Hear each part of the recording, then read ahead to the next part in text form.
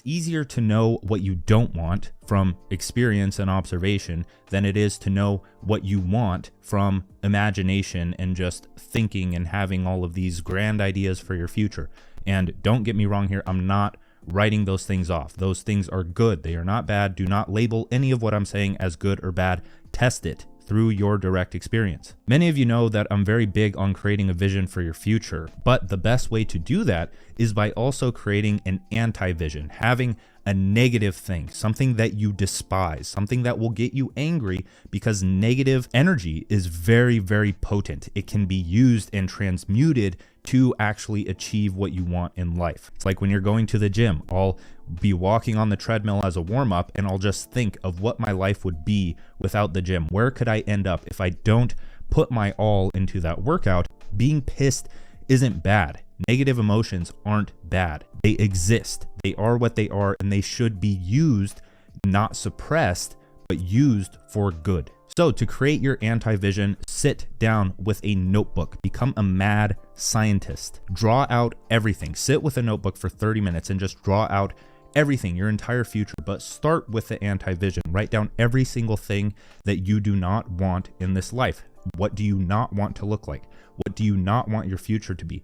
What do you not want your day to look like on an everyday basis? And from that, it will be much clearer to you what your vision will actually be, because it's just the opposite of those things. And so when you look at your anti-vision after creating it, or as you're writing it, you should feel uncomfortable. You should feel very uncomfortable with the possibility of where you could end up in life if you do not take control of your life. So in that same notebook, with that vision for your future and your anti-vision, plan out, be the mad scientist that is going to work on the project of your life. Create a plan, create a strategy for exactly what you are going to do on a day-to-day basis, week by week, every single thing you're going to do for the next week, and write it out. Get extremely specific. Create the order so you do not be a victim of entropy. Disappear from the things that don't belong in your life. Cut them out. This can be people, games, apps, or even bad habits. Just become aware of the things that are holding you back. And there are multiple ways to do this, but with the process that we've discussed and what's worked best for me is to just rip the band-aid off. Get rid of them all.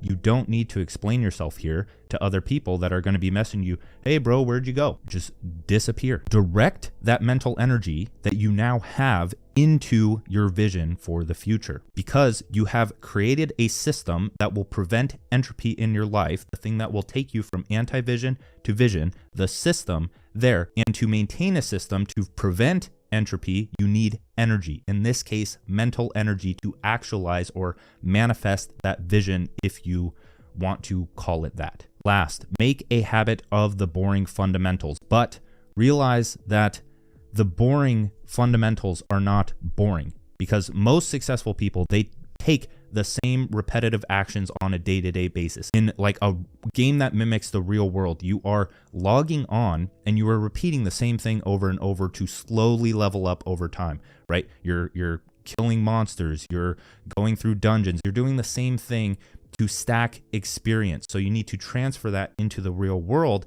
and move the levers that will actually take you towards your goals. These are fundamentals. These are principles. These aren't tactics. And so understand that these are not boring. They seem boring on the surface when you look at someone else doing it day in, day out. Like, oh, this guy Dan, he writes for 30 minutes every morning. Oh, that seems so boring. But it's mastery over misery. It's like how sushi chefs, they take years to perfect the preparation of rice. And it comes in stages. Like a tennis player, you first learn how to hold the racket. And there's a very specific way to do that well. And then you move up to the next stage, which is how do you angle the racket? How do you hit the ball? And you have to practice these things over and over and over again, like how you were learning to walk, until it becomes effortless or unconscious. So you open up more mental energy to move on to the next thing that will take you ahead of the people that are trying to just get a result that would usually take 10 years to get in 2 weeks. That's just not going to happen. And so the question that everyone asks, like when you start something new, is, okay, when will I see this result? Like a tennis player, when will I be able to compete? And stop asking that question, because you're going to get an answer that you don't want to hear, and it's going to throw you off track. It takes years. It takes an entire lifetime of trial and error to create a project. As I said, become a mad scientist. The essence of science is trial and error. So to perfect a project, your life that you are building out, it is going to take a lifetime. Get comfortable with that thought.